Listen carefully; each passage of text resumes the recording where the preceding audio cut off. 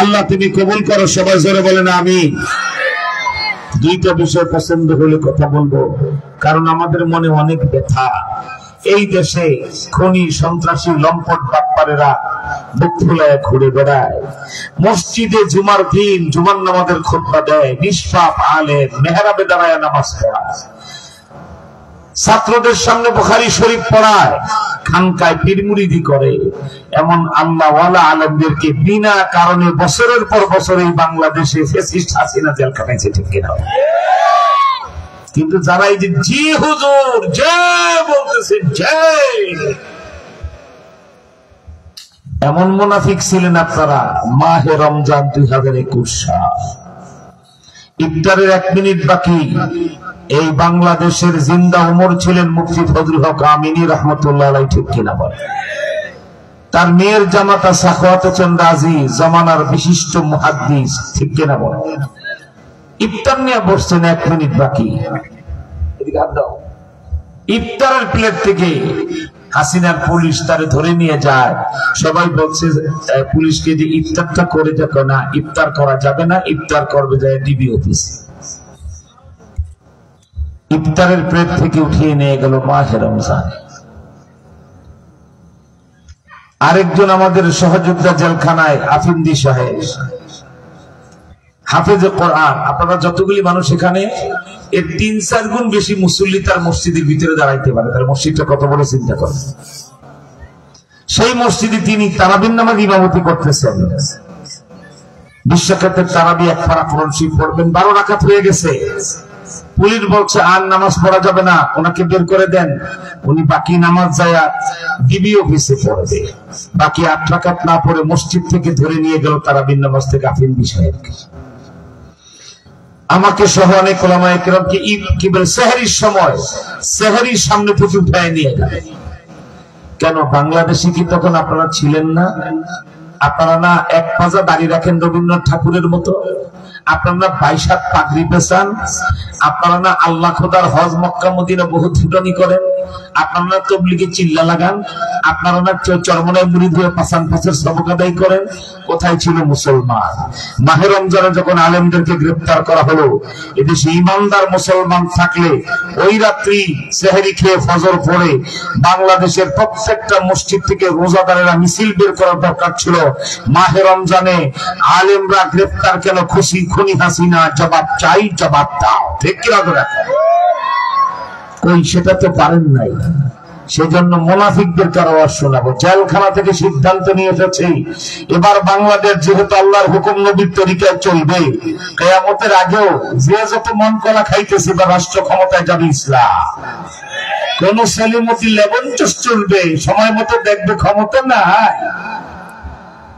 আমার ভাইরা যে যত খাপ পেতে আছেন, এই বুঝি ধর না, এই বুঝি আমরা প্রধানমন্ত্রী এত সস্তা না, গাছ লাগাবো আমরা আর ফল খাবেন আপনারা, সেটা আর ঘটবে না। এবার বাংলাদেশে উলামায়ে কেরামদের জেল জুলুম আর জেলখানার চোখের পানি, আর আমাদের কলিজার টুকরা স্কুল কলেজ ইউনিভার্সিটি আর মাদ্রাসা ছাত্রদের বুকের তাজা রক্তে লেডি খুনি হাসিনাকে তাড়িয়েছে, ঠিক কিনা বলে? 2 পয়সার অবদান আপনাদের নাই, কোন অবদান নাই।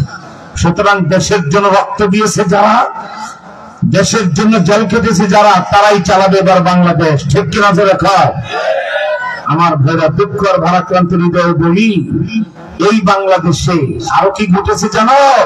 54 বছরে যে রাসূল জীবনে একটা মিথ্যা কথা বলে নাই, একটা সগীরা গুনাহগার আমলে নাই। যে রাসূল রাস্তা দিয়ে হেঁটে গেলে রাস্তার পাশে দাঁড়িয়ে থাকা গাছের ডাল বাঁকা হয়ে তাকে বাতাস করা শুরু করে দিত। সেই নবীজিকে সব সরকারের আমলে গালি দেওয়া হয়েছে। কেউ যদি হয় স্বৈরাচার, আরেক সরকার আবার আমেরাচার না, সবই স্বৈরাচারের খালাতো ভাই। তা না হলে ওই বাংলাদেশ ইতিহাস মনে আছে? আমি আজকে এই মুহূর্তে লন্ডন হাইড পার্কে ইংল্যান্ডের মুসলমান নিয়ে কথা বলতে বসি নাই, কলকাতার ধর্মতলা টিপু সুলতান মসজিদের সামনে ইন্ডিয়ান মুসলমান নিয়ে কথা বলতে বসি নাই, এই মুহূর্তে পাকিস্তানের করাচির ইকবাল মসজিদের সামনে মাহফিল চলছে না, ভুটানের ঝর্ণা মসজিদের সামনে কথা বলছি না, সৌদি আরবের আলবাহা আল হাজরা দাল্লা কোম্পানির শ্রমিকদেরকে নিয়ে কথা বলছি না। আমি এই মুহূর্তে কথা বলছি আমার প্রিয় মাতৃভূমি বাংলাদেশের অত্যন্ত ট্র্যাডিশনালি ঐতিহ্যবাহী বৃহত্তর মোমেন শাহির ইমানদার মুসলমানের সামনে। ঠিক কিনা ধরা কার? তাই বাংলাদেশ মনে রেখো, কোন রক্ষা আমাদের নাই কিয়ামতের ময়দানে মদিনাওয়ালার সামনে জবাবদিহি না করে। ঠিক কিনা বলে? দেশ 1971 সালে এক সাগর রক্তের বিনিময়ে স্বাধীন হলো। দেশে একজন রাষ্ট্রপতি হলেন, নাম তার শেখ মুজিবুর রহমান। তার আমলে দাউদ হায়দার নামে একটা জাহান্নামের কীট নরঘাতক পশু আল্লাহর নবীর গালি দিয়া কবিতা লিখলো। আল্লামা মামুনুল হক সাহেবের আব্বা এই বাংলাদেশের ইমাম বুখারী, নাম তার আল্লামা আজিজুল হক সাহেব রাহমাতুল্লাহ আলাইহি। ঠিক কিনা বলে? উনি আর আল্লাহর কুতুব হাফিজ হুজুর রাহমাতুল্লাহ আলাইহি বঙ্গবন্ধুর কাছে স্মারকলিপি দিলেন, এই বেয়াদব দাউদ হায়দার কবি আমার নবীকে গালি দিয়েছে, আপনি তার বিচার করেন। শেখ মুজিব নবীর শত্রু দাউদ হায়দারের কোন বিচার করে নাই। ঠিক কিনা? এরপরে আসলেন জিয়াউর রহমান। মুজিব চলে গেল 15 আগস্টে। জিয়াউর রহমানের আমলে আহমদ শরীফ বলল দেয়ার ইজ নো গড, কোন আল্লাহ খোদা নাই, Mohammad is bad leader, Mohammad সাল্লাল্লাহু খারাপ নেতা। বিসমিল্লাহ জিয়া তার বিচার করেন নাই, উনিও এক সময় চলে গেলেন।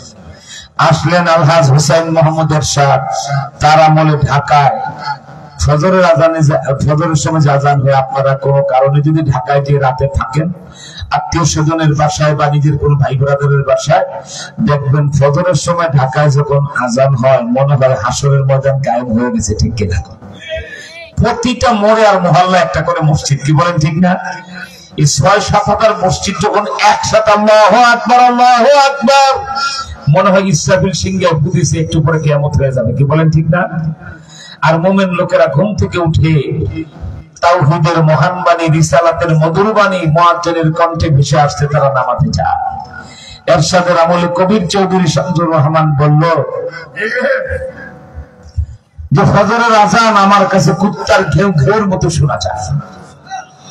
ইমানদার লোকেরা ফতোয়া দেন, আজানকে যে কুকুরের ঘেউ ঘেউ বলে সে মুসলমান না কাফের? আর একটু আওয়াজে বলা যায় না সে মুসলমান না কাফের? এরশাদ তার বিচার করে না। দেখছেন বাংলাদেশের শাসক গুলি, আপনারা তো মনে করছেন আব্দুল কাদের জেলানিরা দেশ চালায় গেছে। ঠিক কিনা? চলে গেছে। এরপরে 1991 সালে লেডিস প্রাইম মিনিস্টার অর্থাৎ মহিলা প্রধানমন্ত্রী বাংলাদেশে প্রথম হলো, নাম তার বেগম খালেদা জিয়া। ব্যক্তিগতভাবে মহিলা অনেক ভালো মানুষ, বাংলাদেশের 8-4 জন মহিলার চেয়ে অনেক ভালো, হাসিনার চেয়ে কত ভালো তা তুলনা করা যাবে না। ঠিক কিনা বলে? ভদ্র, নম্র, সভ্য, কথাবার্তা মেপে মেপে বলেন, কোন কারো যা বলেন তা সেটা ওয়াদা রক্ষা করেন, অনেক গুণ তার আছে।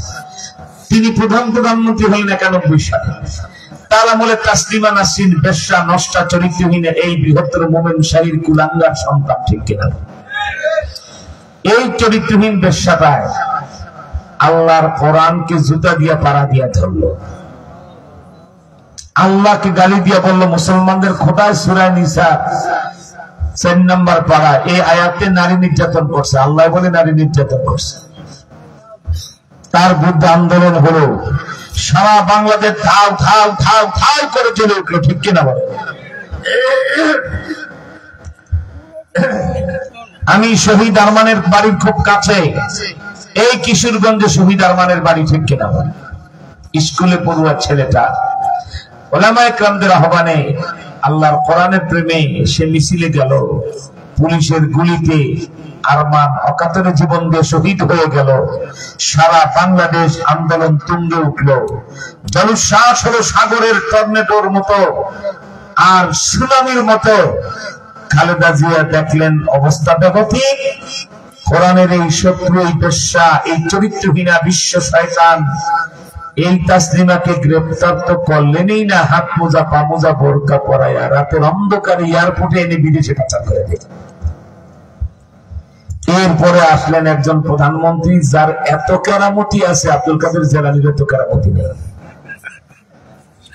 ভোট ছাড়াই প্রধানমন্ত্রী হয়ে যায়, ঠিক কিনা যারা দিনের ভোট তাহাজ্জুদের সময় শেষ করে ফেলায়, মানে যা চায় তাই করে ফেলায়, ঠিক কিনা যারা এমন কেরামতি, পানিতে ফু দিলে ঠান্ডা পানি গরম, একদম মানে গটগটে গরম হয়ে যায়।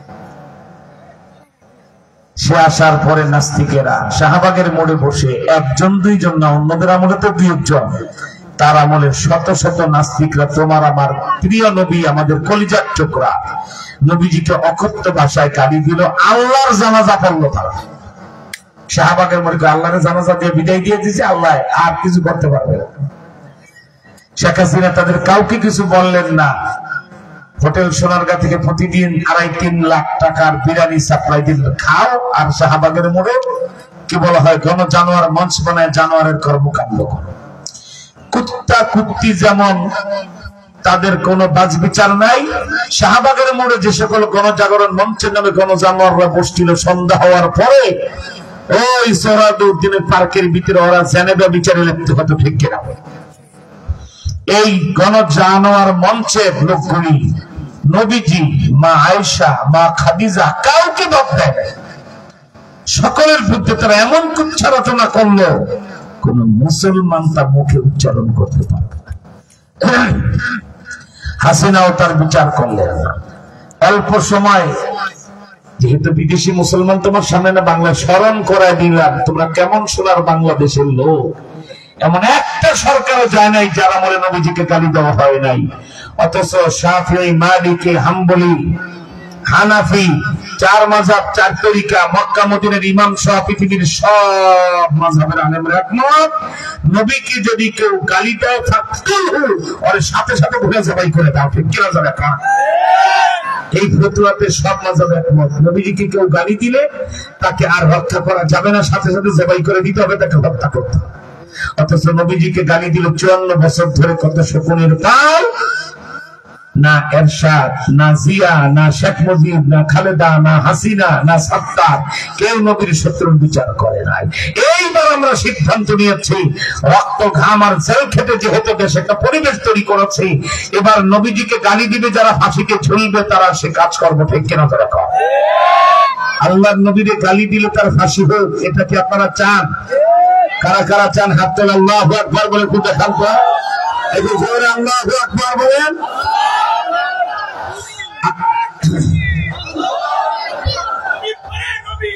সংসদে আইন চাই, নবীর শত্রুর ফাঁসি চাই। আল্লাহ তুমি কবুল করো, জোরে করে আমিন। আমার ভাইয়ের, আমি 2-4 মিনিট ইতিহাসটা কেন শুনাইলাম, আপনারা যেন বুঝতে পারেন। এমন লোকদেরকে ভোট দিয়ে আমরা রাষ্ট্রপতি, প্রধানমন্ত্রী বানিয়েছিলাম যারা কেউ নবীজির পক্ষে নয়। আল্লাহর কসম, আল্লাহর কসম করে বলছি, যাদের কথা বললাম একজনও কিয়ামতের ময়দানে মদিনাওয়ালার আসামির কাঠ গড়ায় না দাঁড়ায় ডানে বামে নড়তে পারবে না, ঠিক কিনা? সবাই ধরা পড়বে, কিন্তু তাদেরকে যারা সাপোর্ট দিয়েছেন তারা ধরা পড়বে না। এই বলো, বোকা, ভালো করে খেয়াল করো। মনে মনে ভাবতেছো আমি তবলিগি চুল্লা লাগাই, 22 হাত লম্বা পাড় দিতে চাই, আমি একটা মিথ্যা কথা বলি না, চুল পরিমাণ গুনাহ করি না, আমি তো হাসতে হাসতে চুপে চুপে চুপে চুপে চুপে চুপে বেহেশতে চলে যাব। আর তুমি সমর্থন করছো মুজিব, জিয়া, হাসিনা, খালেদা জাতীয় সরকার আর এমপিগুলিকে। মনে রেখো, যারা যে সরকারের দল করেছ, যারা যে এমপি কে ভোট দিয়েছ, তোমার ওই সরকার আল্লাহর বিরুদ্ধে, নবীর বিরুদ্ধে, ইসলামের বিরুদ্ধে যত অপকর্ম করেছে, তুমি যদি আল্লাহর ওলিও হও, ভোটার হিসাবে তার সমান গুনাহ তোমার পাগড়ির ভিতরে এসে ঢুকবে, ঠিক কিনা? তুমি কিয়ামতের ময়দানে বেহেশতের দিকে হাঁটা দিবা, চলবো ওই যে বেহেশত দেখা যায়। তোমার মাথায় পাগড়ি, গালে দাঁড়িয়ে মিথ্যা কথা বলো না, পরো নারীর দিকে তাকাও না। আল্লাহ বলবেন ফেরেশতারা, এই দরবেশ কোথায় যায়? কয় আল্লাহ সাহস কত না বলি বেহেশতের দিকে যায়। ধরেন যাই কেন? আপনার ফেরেশতারা বলছে আমার কোনো গুনাহ নাই। আপনার গুনাহ নাই, আমল আপনি কিছু করেন নাই, ভোট দিয়েছেন কারে? আপনি যেই দলকে ভোট দিয়েছেন, আপনার লোকাল নেতা, লোকাল এমপি আপনার, উনি 3টা খুনের মামলার আসামি, 6টা মেয়ের ধর্ষণ মামলার আসামি, আর 5,000 কোটি টাকার গম চুরির মামলার আসামি। অতএব আপনি যতই পাগড়ি পেরাইছেন ওই গমের বস্তা আর 3টা নারীর ইজ্জতের গুনাহ আর 3টা মানুষের খুনের গুনাহ সব তোমার পাগড়ির ভিতরে ঢুকছে, কারণ তোমার এমপি এই কাজগুলি করছে, তুমি তারা ভোট দিয়েছো। যাও, তোমার এমপি যাবে যেখানে তুমি যাবে সেখানে, তোমার এমপি যাবে জাহান্নামে, তুমিও চলে যাও জাহান্নামে। আর এই বালিপাড়া এলাকার রিক্সা চালক, ভ্যান চালক, খ্যাত মজুর, দিন মজুর কষ্ট করে দিন আনে দিন খায়, আজান দিলে মসজিদে সামনে রিক্সাটা রেখে জামাতে নামাজে দাঁড়িয়ে যায়, বাস 2 রাকাত সুন্নতে মুআক্কাদা পড়ে নফল পড়ার সময় পায় না, গরিব মানুষ রিক্সা নিয়ে বেরিয়ে যায়। কিয়ামতের ময়দানে সে ভয়তে কাঁপবে, আমার তো আমল নাই, কি করবো, আমি কোন দিকে যাব? আল্লাহ ডেকে বলবেন ফেরেশতারা, এই লোকটা কাঁপে কেন? আল্লাহ ভয় পাইতেছে বেহেশতে দিবেন কিনা, ডাকো। আল্লাহ ডেকে বলবেন, তুমি জান্নাতুল ফেরদাউসে চলে যাও। সুবহানাল্লাহ বলে, তুমি আমার তাহাজ্জুদ গুজার বান্দা, তুমি আমার ইমানদার বান্দা। তখন বলবে, আল্লাহ আপনি আমার সাথে ইয়ার কি করে? আমি আবার তাহাজ্জুদ পড়লাম কবে? গরিব মানুষ রিকশা চালায় খেতাম, আমি তো 5 ওয়াক্ত নামাজের পরে নফলও পড়তে পারতাম না, তবে 5 ওয়াক্ত নামাজ জামাতে পড়তাম, সুন্নতে মুআক্কাদা বাদ দিতাম না, জানা পড়লে গুনাহ হয়, ওয়াজিব বাদ দিতাম না, কিন্তু নফল নামাজ পড়ার সময় আমার হতো না। বাচ্চা কাচ্চার পেটের ঠান্ডায় আমাকে রিকশা নিয়ে বের হতে হতো। আল্লাহ তখন বলবে, বান্দা আমি সব জানি, তুমি যদিও তাহাজ্জুদ পড়ো নাই, যাকে তুমি ভোট দিয়েছো তোমার সেই এমপি সাহেব প্রতি রাতে তাহাজ্জুদ পড়তো। ওই 5 বছরে তোমার এমপি যত নেকামল করছে, ভোটার হিসাবে তোমার রিকশার পেট্রোলের ভিতরে তা ঢুকছে। সুবহানাল্লাহ। যাও, তোমার এমপি যাবে বেহেশতে, তুমিও যাও, চলে যাও বেহেশতে। আমার ভাইরা, আমি 3 ঘন্টার কথা 1 ঘন্টার কম সময় বলে মোনাজাত দেব। দিনে রাতে মিলাই 7 বার 8 বার মাইকের সামনে যেতে হয়, কারণ এই মাসের 15 তারিখ শনিবার, 15ই নভেম্বর শনিবার, বাংলাদেশ স্বাধীন হওয়ার পরে 54 বছরে যারা আল্লাহ খোদা নবীজিকে গালি দিয়েছে, এদের কুরবানির দিন ঘোষণা হবে 15ই নভেম্বর। ঠিক কিনা জোরে খাও? একটাকেও রেহাই দেব না। ঠিক কিনা জোরে খাও? আবার হিন্দুদের জঙ্গি সংগঠন ইসকন মুসলমানের মেয়েদের গুলিকে প্রেমের প্রতারণা করে মুসলমানের মেয়েদের পেটে হিন্দুদের নখ দিয়ে তারা হিন্দু বাচ্চা পয়দা করতে চায়। তারা মুসলমানদের মসজিদের ইমামকে অপহরণ করে পঞ্চগড়ের বর্ডারে নিয়ে ইন্ডিয়ায় পাচার করতে চায়, শিকল দিয়ে বেঁধে রাখে। ইসকনের বাড়াবাড়ি আর সহ্য হচ্ছে না, তাই হিন্দু সম্প্রদায়কে বলবো, তোমরা 1000 বছর আছো, এখনো আমাদের সাথে থাকবে।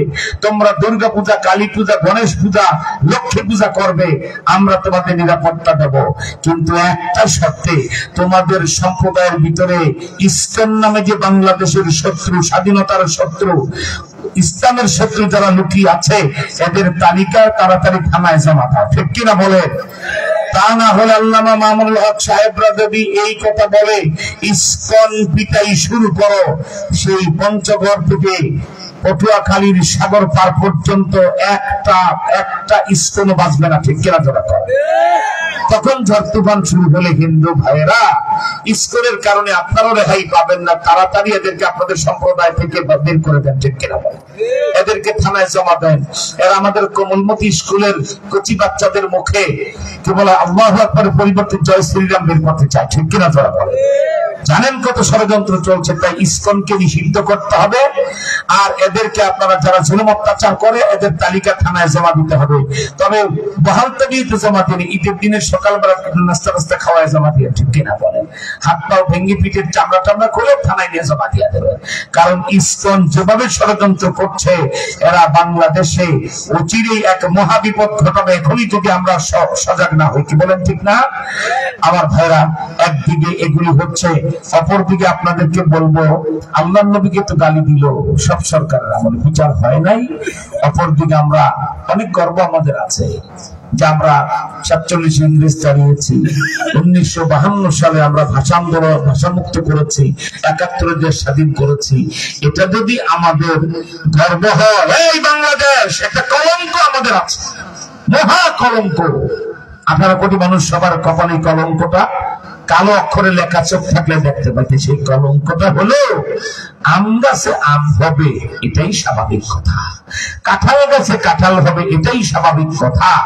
কিন্তু মুসলমানের দেশ হওয়ার পরেও এমন কুলাঙ্গার জাতি কলঙ্ক আমাদের কপালে লেখা। দেশটা মুসলমানদের, কিন্তু 54 বছরে একজন আলেমকে বাংলাদেশের রাষ্ট্রপতি, প্রধানমন্ত্রী তোমরা বানাইতে পারো নাই। ঠিক কিনা তো রাখো? এজন্যই আল্লাহর গজব পড়ছে আমাদের উপরে। অথচ আমরা কাদেরকে রাষ্ট্রপতি প্রধানমন্ত্রী যা বানিয়েছি? স্বঘোষিত খুনি। খুন করে নিজে আবার অহংকার করে পার্লামেন্টে দাঁড়িয়ে বলছে মানে স্পিকার সিরাজ সিকদার কোথায়? একটা মানুষ খুন করে 10 জনের সামনে এসে খোলায় যদি বলে আজ সে কোথায়, মানে কি তাকে শেষ করে দিয়েছি। এটা ডাকাত দলের লিডার, ঠিক কিনা যারা? আবার লম্পটকে তোমরা রাষ্ট্রপতি বানিয়েছো। আমার ভাইরা এরশাদ অপরাধ করে 9 বছর শাসন করে ক্ষমতা হারিয়ে জেলখানায় গেলেন। 5 বছর জেল খেটে বের হলেন। স্টেজে তার অনেক ভক্তবৃন্দ, লক্ষ জনতা তাকে দেখতে জড়ো হয়েছে। এক মহিলা ছিনা তারা, আপনাদের বৃহত্তর মোমেন সাহেব তার বাড়ি। এরশাদ বারবার তার দিকে তাকায়। সাংবাদিককে বলে, স্যার এখনো ভুলতে পারেন না? কি যে বলো, 14 বছরের সম্পর্ক ভুলা যায়? হালাল স্ত্রীর রওশন ঘরে থাকতে আরেকটা বেগানা নারীকে যদি স্টেজে বসে বলে 14 বছরের সম্পর্ক ভুলা যায়, এটা আত্মস্বীকৃত লব্ধ, ঠিক কিনা যারা? যারা জি বলতেছো এরাই এরশাদের আমলে আল্লাহরও এতটা করে এরশাদ এরশাদ, আবার যে জয় বাংলা জয় বাংলা বলে কর্মে তৈরি ব্যাপারে, ঠিক কিনা? আর শহীদ জিয়া সালাম এই বাংলাদেশের লোকেরা 54 বছরে দল নেতা নেত্রী যতবার মুখে উচ্চারণ করেছে আল্লাহর কসম, এর 100 ভাগের 1 ভাগ যদি আল্লাহ আল্লাহ বলে ডাক দিতা, জামানার আল্লাহর ওলি হয়ে যেত, ঠিক কিনা? বলেন ঠিক না? আমার ভাইরা, তাই বলছি, তোমরা খুনিকে রাষ্ট্রপতি বানিয়েছ, লম্পটকে বানিয়েছ, তেলচোর নুনচোর গমচোরকে রাষ্ট্রপতি প্রধানমন্ত্রী বানিয়েছ, কিন্তু কপাল পোড়া জাতি 54 বছরে একজন হক্কানি আল্লাহর ওলি আর আলেমকে রাষ্ট্রপতি প্রধানমন্ত্রী বানাতে পারো না। এটা হলো জাতীয় কলঙ্ক, ঠিক কিনা? আমার ভাইরা বলছো না, 2টা জিনিস পছন্দ না হলে কথা বলবো না। 1, তন্ত্র মন্ত্র সব শেষ, এবার আল কোরআনের বাংলাদেশ, ঠিক কিনা? আমরা কোরআন ছাড়ার কিছু মানি না, ঠিক না? 1947 সালে এই বাংলার স্লোগান ছিল ইংরেজ খেদাও। 1952 সালে স্লোগান ছিল এক দফায় এক দাবি, রাষ্ট্রভাষা বাংলা চাই। 1971 সালে স্লোগান ছিল তোমার আমার ঠিকানা পদ্মা মেঘনা যমুনা। এবার বাংলাদেশের স্লোগান যদি এটা বানাতে পারো, দুনিয়াতেও তওবা কবুল হবে, মাফ পেয়ে যাবে, আখিরাতেও জান্নাত পাবে। এবারের স্লোগান হবে তোমার আমার ঠিকানা কোরআন হাদিস ওলামা, ঠিক কি না? কোরআন হাদিস ছাড়া দেশ চালাইতে দেবে না, আলেম ছাড়া কোন লালটু বল্টুর রাষ্ট্রপতি প্রধানমন্ত্রী এমপি মন্ত্রী বানাবো না, ঠিক কিনা? মাথায় টুপি নাই, গালে দাড়ি নাই, অজুরাকে মেসওয়াক নাই, খাওয়ার আগে দস্তরখান নাই, মুত্তা পানি লো না, কথা বলে মিথ্যা বলে, খাইলে হারাম খায়, নেতা হলে দুর্নীতি করে, সরকারি কর্মকর্তা হলে কুত্তার গু খাওয়ার মতো ঘুষ খায়। ওই শকুনের পালেরে আর চেয়ারে বসাবো না, ঠিক কিনা? একটা ব্যাপারে যদি এবার ইসলাম, এবার কোরআন, এবার হাদিস, এই ব্যাপারে আপনারা একমত? আপনারা কোরআন হাদিস চান? কারা কারা চান? 2 হাত তুলে আল্লাহু আকবার বলে দেখান। জোরে আল্লাহু আকবার বলেন। আল্লাহ তিনি হাতগুলির খবর এখনই মদিনায় পাঠায় দেয়, জোরে বলেন আমিন। আলহামদুলিল্লাহ, পছন্দ হয়েছে। 2 নাম্বার বলবো, আল্লাহর নবীকে শেষ নবী মানবে না তারা, মুসলমান দাবি করতে পারবে না তারা। কি কথা বলে না কেন? আল্লাহর নবীকে গালি দিবে যারা, ফাঁসিতে ঝুলবে তারা, এটাও কি চান? এবার এটা গলায় পারাদা 15 তারিখের পর আদায় করে ফেলাবো। ইউনূস সাহেব, আপনি এই দল ওই দল সেই দলের এত দাবি মানবেন, মেথরদের দাবি আপনি মানবে, আর মুহাম্মদ ইসলামকে অরক্ষিত রেখে তার চেয়ারে কাদিয়ানীরা বসে থাকবে, আপনি কোন প্রজ্ঞাপন জারি না করে চলে যাবেন, নোবেল উল্টায় দেব, ঠিক কিনা? আপনি তো জীবনে রাজনীতি বুঝেন না, জানেন না, কেমনে যে কোন ভাগ্যের কারণ মাথা ভাই কোন ভালো কাজ করছে, এই ভাগ্যের কারণে দেশের রাষ্ট্রনায়ক হয়ে গেছে, ঠিক কিনা বলে? সুদ খায়া নোবেল পাওয়া সব বাড়ি করে ফেলাবো 15 তারিখের পর, ঠিক কিনা বলে? আপনাকে 2টা প্রজ্ঞাপন জারি করে এরপরে নির্বাচনে যেতে হবে। 1, আপনি বলতে হবে বাংলাদেশ টেলিভিশনে এসে ভাষণে, প্রিয় দেশবাসী, হযরত মুহাম্মদ ইসলাম শেষ নবী শ্রেষ্ঠ নবী, বিষয়টা মানে না যারা, বাংলাদেশে মুসলমান দাবি করতে পারবে না তারা। তাই করবেন না কেন আপনারা? 2, আপনাকে বলতে হবে মুহাম্মদ ইসলামকে গালি দিবে যারা, ফাঁসিতে ঝুলবে তারা। আপনি প্রজ্ঞাপন জারি করে যাবেন, আমরা নির্বাচনে যাব। নির্বাচনে গেলে নেক্সট যে গভর্নমেন্ট আসবে, পার্লামেন্ট আসবে, সেখানে আমরা নবীজির মর্যাদা বিল পাস করে আইনে পরিণত করব। সংবিধানে বিসমিল্লাহর নিচে কলমা তাইয়্যিবা লা ইলাহা ইল্লাল্লাহ লিখবো, লা ইলাহা ইল্লাল্লাহর নিচে 10 লাইন মুহাম্মদ সাল্লাল্লাহু আলাইহি ওয়াসাল্লামের মর্যাদার কথা লিখবো। এরপরে শুরু হবে সংবিধান। ঠিক কিনা যারা? আপনারা কি এটাও চান? কারা কারা চান? হাত তুলে আল্লাহু আকবার বলে দেখা। আল্লাহ তুমি হাতগুলি কবুল করে যেরকম আমিন। আমরা ব্যাক করবে আহম্মক হলে কি হবে? আফগানিস্তানের লোকেরা বড় গুণী, বড় আমলদার, বড় আল্লাহওয়ালা। আমরা যুদ্ধ করেছি 9 মাস, আফগানিস্তান যুদ্ধ করেছে 40 বছর। ঠিক কিনা বলে? 20 বছর রাশিয়ার যুদ্ধে, আর 20 বছর এই মাত্র 2021 সাল পর্যন্ত যুদ্ধ করলো তারা। Super power of the world, পৃথিবীর সবচেয়ে বড় পরাশক্তি আমেরিকার বিরুদ্ধে। ঠিক কিনা? আর আমরা যুদ্ধ করছি আমেরিকার বিরুদ্ধে ওই আমাদের জাবদাই পাকিস্তানি, যাদের ভাঙ্গা বন্দুক আর কি যেন বলা হয় একডানাওয়ালা বিমান। কি বলেন? ঠিক না? এদের সাথে যুদ্ধ করে আমাদের মুক্তিযুদ্ধের অহংকার শেষ নাই। 71-এর বীর মুক্তিযোদ্ধা বাবা আব্দুল কাদের জিলানীর খেলাতে মাত্র 9 মাসের ভিতরে, 6 মাসের যুদ্ধ নাই, মাত্র 3 মাসের যুদ্ধ করে পাকিস্তানিদের বিরুদ্ধে জয়যুক্ত হয়ে অহংকার করো।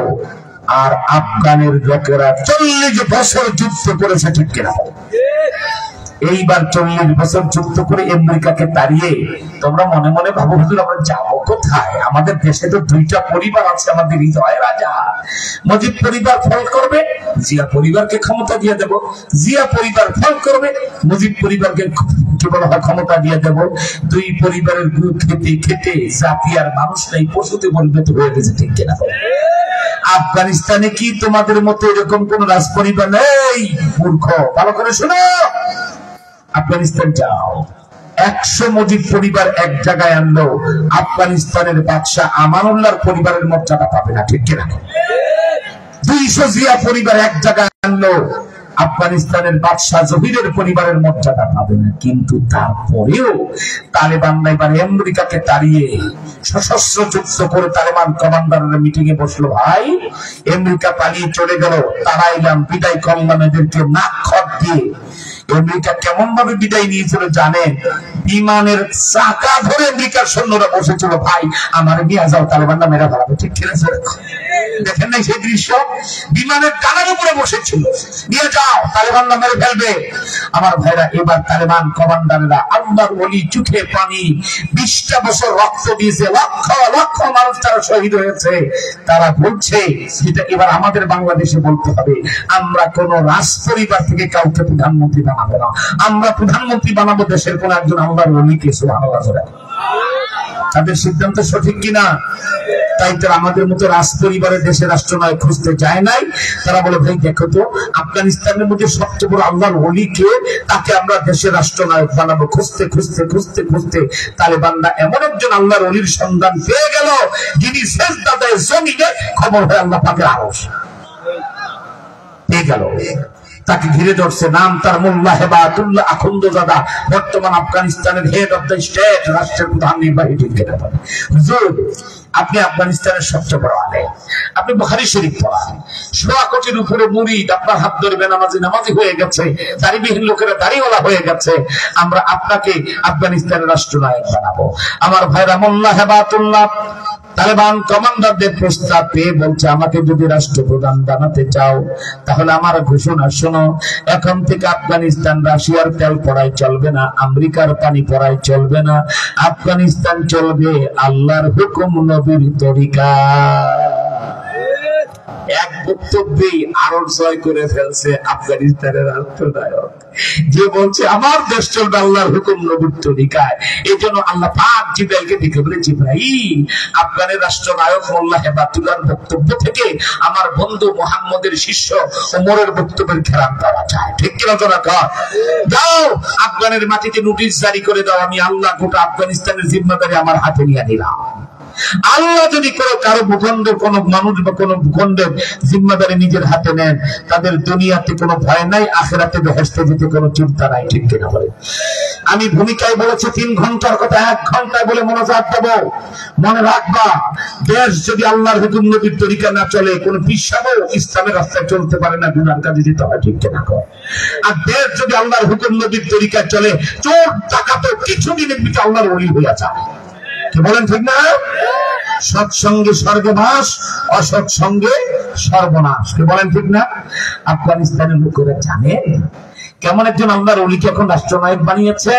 সুবহানাল্লাহ। কারো ক্ষেতের উপর হুজুর আমাদের ক্ষেতের উপর একটু হেঁটে যান, তার আবেদন রক্ষা করে হেঁটে যান, পরের বছর ফসল ওই ক্ষেতে ডবল হয়।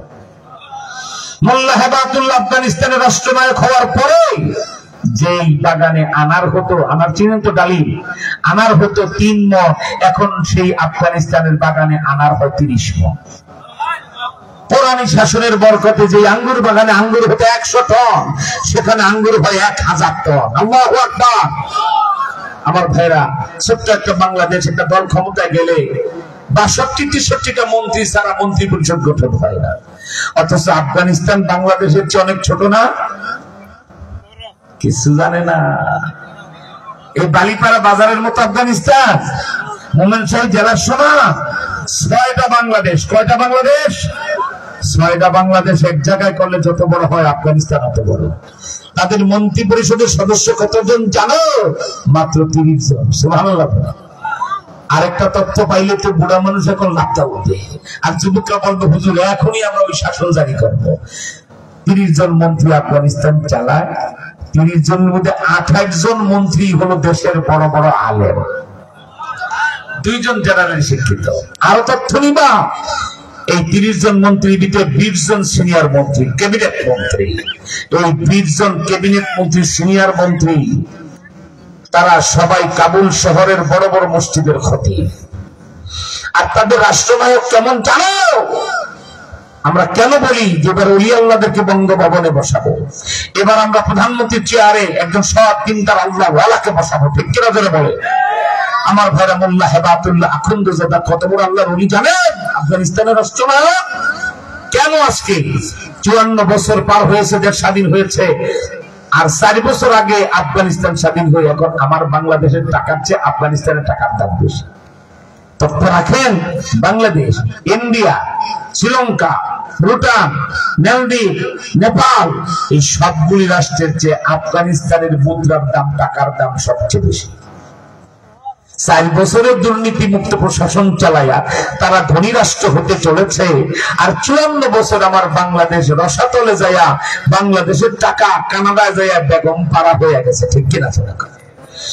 আমার ভাইরা, মোল্লা হেবাতুল্লাহ আখুন্দাজাদা অ্যাপাচি হেলিকপ্টার নিয়ে 5টা হেলিকপ্টার, 20 জন ক্যাবিনেট মন্ত্রী উঠাইলেন, 10 জন সিনিয়র ইঞ্জিনিয়ার উঠাইলেন। উত্তরপ্রদেশ মাদারি শরীফের বামিয়াম পাহাড়ের পাদদেশে যায় কি বলা হয়, হেলিকপ্টার গুলো অবতরণ করলো। মোল্লা হেবাতুল্লাহ আখুন্দাজাদা আল্লাহু আকবার বলে যায় নামাজ দিছে, নামাজে দাঁড়ায় গেলেন, হেলিকপ্টার থেকে নেমে। সুবহানাল্লাহ। তার দেখা দেখি বাকি মন্ত্রীরাও যায় নামাজ বিচারে নামাজে দাঁড়ায় গেলেন। নামাজের সালাম ফিরাইয়া অন্য মন্ত্রীরা সুবহানাল্লাহ আলহামদুলিল্লাহ আল্লাহু আকবার পরে মোল্লা হেবাতুল্লাহ আখুন্দাজাদা চক্ষু বন্ধ করে মুরাকাবার হালতে আরশের মালিকের সাথে যোগাযোগ শুরু করে দিয়েছে। কেমন রাষ্ট্রনায়ক হওয়ার দরকার মুসলমানের দেশে? এবার দেখা গেল 10 মিনিট, 15 মিনিট, 20 মিনিট, 25 মিনিট, আধা ঘন্টা মোল্লা হেবাতুল্লাহ আখুন্দাজাদা চোখ খোলে না। আধা ঘন্টা পরে হঠাৎ হস্তের হালে মোল্লা হেবাতুল্লাহ আখুন্দাজাদা, দেখ ইঞ্জিনিয়াররা কোথায়? হুজুরই তো আমরা। এখানে মাটি খনন করো। মাটি খনন করে পেয়ে গেছে সোনার খনি। যেই দেশের রাষ্ট্রনায়কের মাটির তলায় খনিজ সম্পদ আবিষ্কার করতে টেকনোলজি লাগে না, চক্ষু বন্ধ করে নফল নামাজের মোরাকাবায় তার সন্ধান পায়, ওই দেশকে পৃথিবীর কেউ আর হারাতে পারবে না। ঠিক কিনা? চলে গেল চায়নার বর্ডার ইঞ্জিনিয়ার নিয়ে, মাটি খোঁড়ো, এখানে এই জায়গায় মাটি খনন করো, পেয়ে গেছে তারা তার খনি। সুবহানাল্লাহ বল। আরেক জায়গায় বলে মাটি খোঁড়ো, পেয়ে গেছে অ্যালুমিনিয়ামের খনি। আরেক জায়গায় বলছে এই জায়গাটায় মাটি খোঁড়ো, পেয়ে গেছে তামার খনি।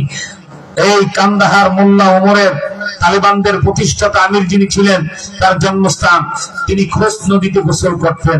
বর্তমান আফগানিস্তান আমিরের ধারণা এত বড় আল্লাহর ওলি, আমাদের প্রতিষ্ঠাতা, জন্মগত ভাবে যেন আব্দুল কাদের জিলানীর মতো ফেরেশতা, উনি যে এই নদীতে গোসল করেছে, ওই নদী আল্লাহ এমনি রাখতে পারে না, কিছু না কিছু দিবেন। এই নদীর পার খনন করো, খনন করে পেয়ে গেছে এমন তেলের খনিজ সৌদি আরবে নাই। এই খনিজ সম্পদগুলি পেয়েছে, তাতেই টাকার মান বাংলাদেশ, ইন্ডিয়া, পাকিস্তান, শ্রীলঙ্কার চেয়ে বেশি। এগুলি যদি 100 ভাগের 1 ভাগ উঠায়া এরা ব্যবহার শুরু করে, তাহলে আমেরিকা $3 দিয়ে আফগানিস্তানের 1 টাকা কিনতে হবে আগামী 5 বছর পরে। আল্লাহু আকবার। 54 বছর পর আমার দেশের নেতারা ভিক্ষা করতে যায়, ডক্টর ইউনূসও ভিক্ষা করতে যায়, চায়নাকে যায়, বলছে মহানন্দা কি বলা হয়, মহাপ্ল্যানিং পরিকল্পনা আপনি বাস্তবায়ন করে দেন, দেবো, আমার অমুক কাজটা করে দেন, দেবো, মানে ভিক্ষা চায়। আর আফগানিস্তান, এই বাংলাদেশ, আগে বলেছে আমি লন্ডন অথবা সৌদি আরব বিদেশি কোন মুসলমানের সামনে কথা বলছি না। এই গেল রমজানে আফগানিস্তান রাষ্ট্রনায়ক মোল্লা হেবাতুল্লাহ আমাকে ডক্টর ইউনূসকে ফোন করছে, ইউনূস সাহেব, আপনার আগে যারা রাষ্ট্র শাসন করেছে, অর্থাৎ হাসিনার সরকার, আপনার বাণিজ্য মন্ত্রী বলেছিল যে রমজান মাসে এত খেজুরের দরকার কি, বড়ই দিয়ে ইফতার করতে পারে না? মনে আছে? মনে থাকার কথা না, বাঙালি না, মাছ খাওয়া পাঠি না, মাছে মাছ খাইয়া ফেলায়, নিজেরে নিজে খাইয়া ফেলায়, ঠিক কিনা? মনে নাই? খেজুরের দাম এত বড় বাংলা রমজানে। সাংবাদিকরা বলছে, স্যার, রমজানে ইফতারের অন্যতম একটা উপাদান হলো খেজুর, এটার দাম এত কেন বাড়াইলেন, এত কেন শুল্ক আরোপ করলেন? কেন ইফতারে খেজুর লাগবে, কেন বড়ই দিয়ে ইফতার করতে পারে না? কত বড় বেয়াদব, ঠিক কিনা? জলে করে একটা গরিব মুসলমান যদি একটা খেজুর একটু পানি নিয়ে ইফতারে বসে, তার মনে হয় যেন নবীজির দেশে বসে ইফতার করছে, ঠিক কিনা? ইফতারের সাথে খেজুরের বড় রুহানি সম্পর্ক, ঠিক না? এমন উপহার যারা করেছে আমাদের ইফতার নিয়ে, আফগানিস্তান রাষ্ট্রনায়ক মোল্লা হেবাতুল্লাহ বলছে, ডক্টর ইউনূস সাহেব, আপনার দেশের বস্তি এলাকার গরিব মানুষ ইফতার রোজায় কি বলা হয়, আপনার খেজুর দিয়ে ইফতার করতে পারে না। আমি আফগানিস্তান থেকে 10 টন খেজুর পাঠাইলাম, ঢাকা, খুলনা, রাজশাহীর বস্তি এলাকায় গরিব মুসলমানকে বিতরণ করে দেন। আল্লাহু আকবার। এই মাত্র 4 বছর আগেও খিদার যন্ত্রণে আফগানের লোকেরা জাতিসংঘের হেলিকপ্টারে রুটি ফেললে একটা রুটির জন্য 10টা হাত লাফাতো, খিদার যন্ত্রণায়। 4 বছর কোরআন হাদিস দিয়ে দেশ চালায়া এখন আমার বাংলাদেশকে 10 টন খেজুর তারা হাদিয়া পাঠায়, এটাই হলো কোরআনী শাসনের বরকত, ঠিক কিনা? আমার ভাইদের কাছে, আমি ইমানদারদের কাছে বলবো, তোমার ব্যাখ্যা দরকার, তোমার ইমান থেকে জবাব দিবা।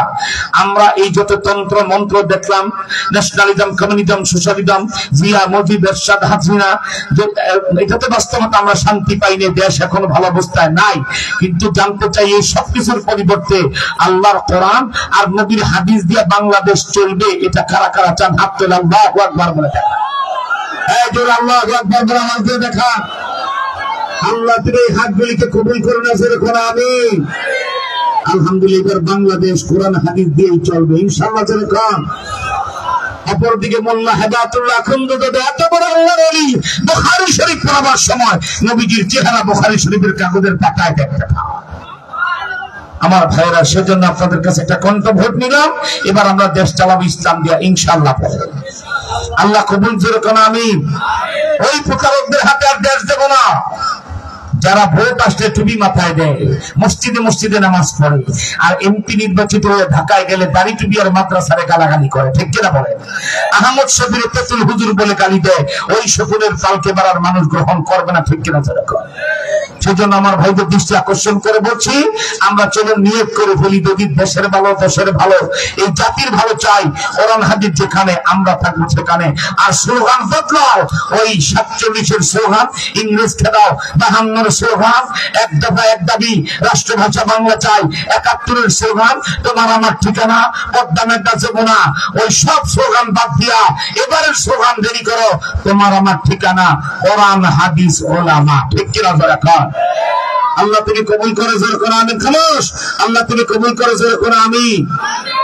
আমার ভাইরা, এমন নাট্যকারের সুরত ধরে এমপিরা ভোট চাওয়ার সময় এমন ভাবে টুপি মাথায় টুপি, গালে দাঁড়িয়ে হুজুরাকে মিশ্র কেমন একটা ভাব দেখায়। নকরি মার্কা টুপি, স্যান্ডেল মার্কা জুতা, এগুলা পরে ভোট চাইতে আসে। আবার ভোটে পাশ হয়ে গেলেই আর টুপি টাপি মাথায় নেয়। 80 বছরের মন্ত্রী, এটাও ক্লিন শেভ করে প্যান্ট শার্ট টাই করে শকুনের মতো ঘুরে ঠিক কেনা, দাড়ি টুপিকে গালি দেয়। এবার সেটা আমরা হতে দেবো না, বলেন ইনশাআল্লাহ। বাস একটা বিষয় ক্লিয়ার, মনে রাখবা, ভুল যদি করো, কারো পক্ষে যাও, তোমার পিঠের চামড়ায় দুনিয়াতে আল্লাহ রাখবে না। কেন? অলরেডি বাংলাদেশের ব্যাপারে আসমানের মালিকের মঞ্জুরি সিদ্ধান্ত হয়ে গেছে। নুন দিয়া ভাত খাও না, আকল কি নাই? ইউনিভার্সিটির ভোটের ফলাফল গুলি বুঝো না, বাংলাদেশে এবার ইসলাম আসতেছে, ঠিক কি নজর রাখো, কি বলেন ঠিক না? বাংলাদেশের হাইকোর্ট, সুপ্রিম কোর্ট, জজ কোর্ট, আইন আদালত, স্কুল, কলেজ, ইউনিভার্সিটি, ব্যাংক, বিমা, হাট ঘাট মাঠ সব চলবে আল্লাহর হুকুমে, নবীর তরিকায়, ঠিক কিনা জোরে কর ইনশাআল্লাহ, জোরে কর। ইসলামী জোট বাংলাদেশে এবার আল্লাহ রাষ্ট্র ক্ষমতা আনবে, আলহামদুলিল্লাহ।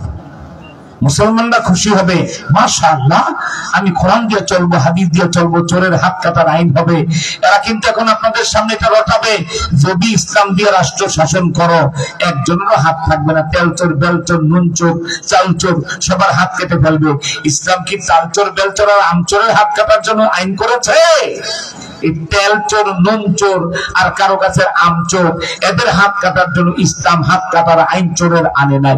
ইসলাম হাত কাটার আইন করেছে ওসি, ডিসি, এসপি, সচিব, এমপি, মন্ত্রী, চেয়ারম্যান, এই সকল পদগুলি গ্রহণ করে যারা কলমের গুতায় হাজার হাজার টন গম মেরে খায়, রাস্তা করতে যে রাস্তার টাকা মেরে খায়, ওদের হাত কাটার জন্য ইসলাম আইন করেছে, ঠিক কিনা রাখো। আমার ভাইরা রাত বেড়ে গেছে, তা না হলে ইসলামী আইনের একটা চমৎকার ব্যাখ্যা দিয়ে বুঝাই দিতাম হাত কার কাটা হবো। সত্য কথায় আমি এখানে 10 মিনিটের কথা 1 মিনিটে বলে দেই। তুমি এলাকার এমপি, কোটিপতি, তোমার ফ্রিজ ভরা গরুর গোশত, তোমার গ্রাম ভরা চাউল, এরপরে বৃষ্টি বাদলে 3 দিন 4 দিন 5 দিনে দেশে অনেক সময় এমন প্রাকৃতিক দুর্যোগ হয়, রিক্সা চালক রিক্সা নিয়ে রাস্তায় বের হতে পারে না, ঠিক কিনা বলে? ভ্যান চালক পারে, কেন? নিম্নচাপ, 3-4 দিন একাধারে বৃষ্টি চলছে। বৃষ্টি হলে একাধারে 4-5 দিন যদি কি বলা হয় আপনার শীতের দিন শৈত্য প্রবাহ হয়, বর্ষাকালে একাধারে যদি 4-5 দিন নিম্নচাপ হয়, বড়লোক কোটিপতি এমপি মন্ত্রীদের আনন্দ বাড়ে, কারণ বাহিরে যাওয়া লাগবে না, অফিসে যাওয়া লাগবে না, ফ্রিজ থেকে গরুর গোশত বের হবে, ভুনা হবে, এরপরে ভুনা খিচুড়ি হবে, কালারিং হালুয়া হবে, ওনাদের খাওয়ার মজা আর টেলিভিশন দেখা পারে, ঠিক কিনা বলে? আর পেটে লাথি পরে গরিব দুঃখী রিক্সা চালক, ভ্যান চালকের। তোমার বাড়িতে, এই এমপির বাড়িতে এক মহিলা কাজের মহিলা হিসেবে কাজ করে, তার নিজের হাতে এই ভুনা খিচুড়ি গুলি তৈরি করে, ভুনা গোশত সে তৈরি করে, কিন্তু তার স্বামী 3 দিন ধরে রিক্সা নিয়ে বের হতে পারে না, তাই ঘরে চাল আসে না, ডাল আসে না। তার 3 বছরের আব্দুল্লাহ আর 6 বছরের নিয়ামতুল্লাহ, এই 2টা বাচ্চা কাঁদছে, মা 2 দিন কিছু খাবার দাও না, আর সহ্য করতে পারি না। 3য় দিন সকালবেলা এই মহিলা পাশে এমপির বাড়িতে কাজ করতে চাচ্ছে, অথচ বাচ্চাগুলি পেট মাটির সাথে ফেলে 3 বছর আব্দুল্লাহ কাঁদতেছে, মা জোরেও মাকে ডাকতে পারে না, না খেয়ে শরীর এত দুর্বল হয়ে গেছে।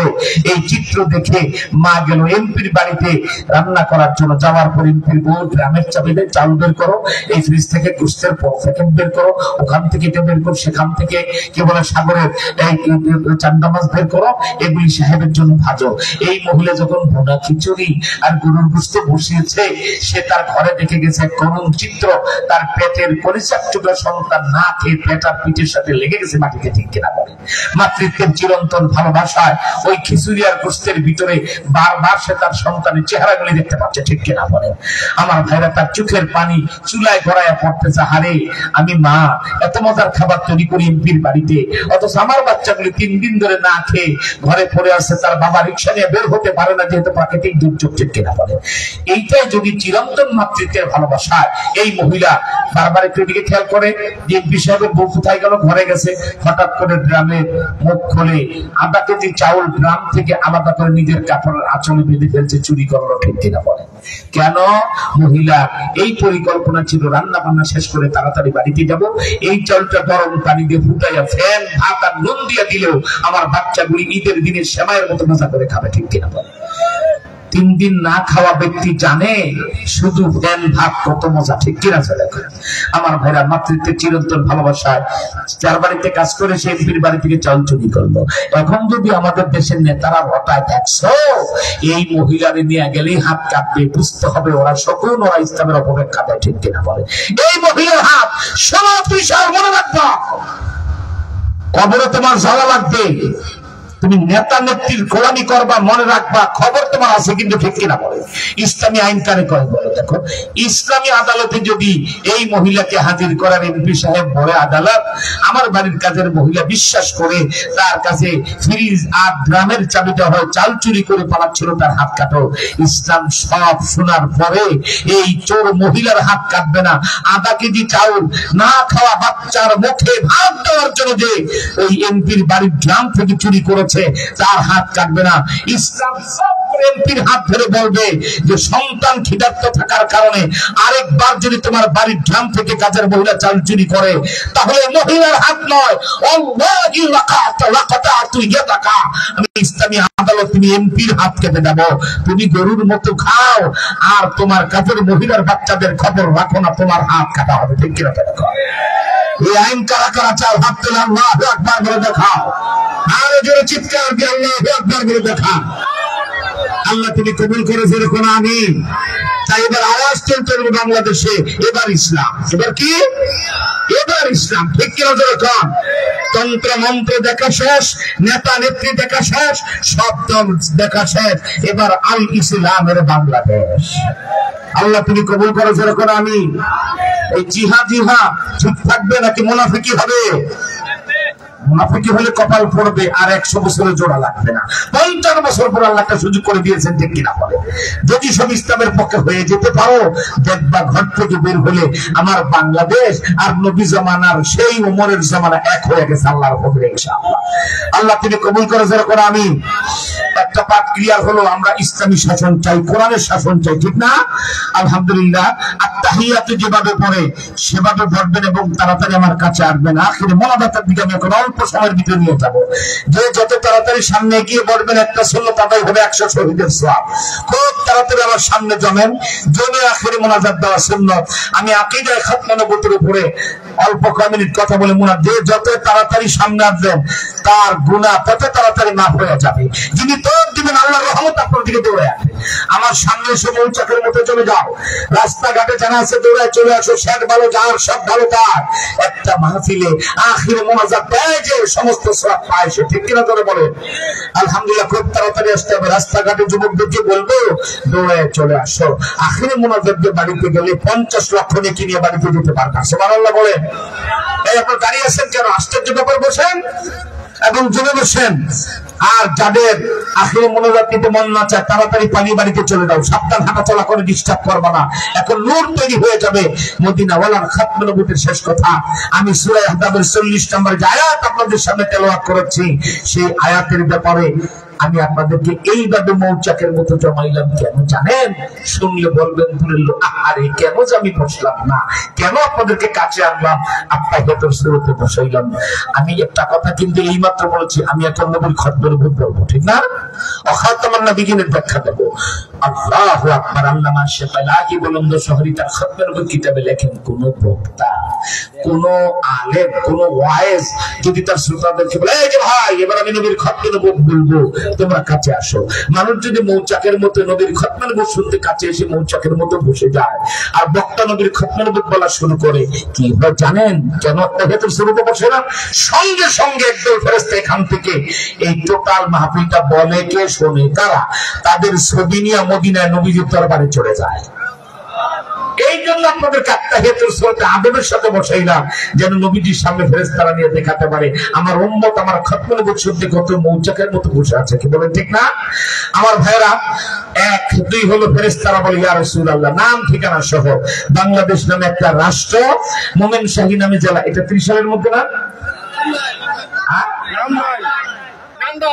নান্দাইলের মধ্যে, হ্যাঁ নান্দাইল তো মোমেন শাহী জেলাতেই। এই বাংলাদেশ নামে একটা রাষ্ট্র, মোমেন শাহী নামে জেলা, নান্দাইল নামে থানা। সেখানে বালিপাড়া ব্রিজের পরেই একটা বাইতুস সালাম মাদ্রাসায়, সেখানে ওয়াজ মাহফিল চলছে, খতমে নবুয়ত আন্দোলন বাংলাদেশের আমির নোমানী সাহেব আপনার খতমে নবুয়ত বলতেছে, আর আপনার উম্মতগুলি মুহূর্তের ভিতরে 3 কথায় রাজি হয়ে গেল। জান লাগলে হানজালার মতো গলা কাটাবো, সময় লাগলে আবু বকরের মতো দান করবো, আর কি বলে মাল লাগলে আবু বকরের মতো দান করবো, সময় লাগলে আবু হুরায়রার মতো সময় দিয়ে দেবো, তবু নবীর চেয়ারে কাদিয়ানির বাচ্চাকে বসতে দেব না। এই ঠিক কিনা জোরে বলেন আল্লাহু আকবার। এই কথা নবীজির সামনে বললে জানেন আপনারা কত বড় পবিত্র স্থানে কোন বসে আছেন। আল্লাহ রাসূল বলেন, আমার এই উম্মতগুলির নাম ঠিকানা আমার হাতে দাও, হাসরের ময়দান আমি নিজের হাতে তাদেরকে হাউজে কাউসারের পানি পান করাবো। এমন এক পবিত্র মজলিস এখন বসছি আমার ভাইরা, সরাসরি এই আয়াতের বরকত আপনাদের সামনে নূর ঠেলে দেওয়া হচ্ছে। এই আয়াতের মধ্যে 1 2 3 1 2 3 তিনটা পাঠ। 1 নাম্বার এই আয়াতে একটা নাম পাওয়া গেছে, 2 নাম্বার আয়াতের মাঝখানে একটা ছোট বাক্য ওয়ালাতু রাসূলুল্লাহ, 3 নাম্বার এই আয়াতের মধ্যে আরেকটা বাক্য আছে শেষে খাতামান নবিয়্যিন। এই 3টে জিনিস নিয়ে যদি একজন মুহাক্কিক আলেম কথা বলেন, 3 দিনের তাফসীর মাহফিলে প্রতিদিন 2 ঘন্টা করে 6 ঘন্টা কথা বললে এই 3টা শব্দের কিছুটা হক আদায় করা যাবে। তাই 1 নাম্বার এবং 2 নাম্বারের আমি একটা কথা বলার সময় আপনাদেরকে দিতে পারবো না। আমি সেখানে 3 থেকে 4 মিনিটে খতমে নবুয়ত কি, কাদিয়ানীরা কাফের কেন বুঝায় দেব। তবে 1 নম্বর কথাটা আমার রাসূলের নাম, এটা যদি 1 মিনিটে কিছু বলে না দেই নবীজির শানে বেয়াদবি হয়ে যায়, ঠিক কিনা বলে। কারণ এই আয়াতের ভিতরে প্রারম্ভে একটা নাম পাওয়া গেছে, সেটা মা কানা মুহাম্মাদুন, শেখ মুজিবের নাম, জিয়ার নাম, Khaleda Zia, Sheikh Hasina, Yahya Khan, Tikka Khan, Bhutto Khan, Jawaharlal Nehru, Mahatma Gandhi, Abraham Lincoln, Lenin, Karl Marx, এদের নাম না, এমনকি কোন পিসাবের নামও না। প্রথমে আয়াতের প্রারম্ভ পাওয়া গেছে মা কানা মুহাম্মাদুন, আমাদের প্রিয় নবীর নাম, ঠিক কিনা বলেন। এই ব্যাপারে যদি আমি আপনাদের সামনে ব্যাখ্যা শুরু করি, মুহাম্মদ নামের বরকত কত, এই নামটা কোথায় কোথায় লেখা, এই নামটা 5টা বর্ণের ব্যাখ্যা কি, 3 ঘন্টা সময় লাগবে। আমি আপনাদেরকে 1 মিনিটের ভিতরে 2টা ফজিলত বলে দিই, আমরা কোন নবীর উম্মত হয়েছি। বাবা আদম দুনিয়াতে এসছেন, 250 বছর কাঁদলেন, কাঁদতে কাঁদতে চোখের পানিতে গালের চামড়া পচে, গোশত পচে নালা হয়ে গেছে, আল্লাহ যাকে জবাব দেয় না। 250 বছর কেঁদে বর্তমান মক্কা শরীফে আরাফাতের ময়দানে জাবালে রহমতের পাদদেশে মুনাজাতে কাঁদতেছেন। অনেক লম্বা কথা, আমি আগেই তো বলছি, আমি 1-2 মিনিটের ভিতরে এই নামের বরকতটা বলবো। যাই হোক, ওনার চোখ থেকে রক্ত বের হতে শুরু হলো। আল্লাহকে কেঁদে বলছে, আল্লাহ 250 বছর কেঁদেছি, তুমি আমার ডাকে সাড়া দাও না, এখন চোখের পানির পরিবর্তে রক্ত গড়াচ্ছে, এভাবে যদি রক্ত শূন্য হয়ে যায় তোমার আদম মারা যাবে, আমি তো আর তোমার ডাকতে পারবো না। আল্লাহ 250 বছর পরে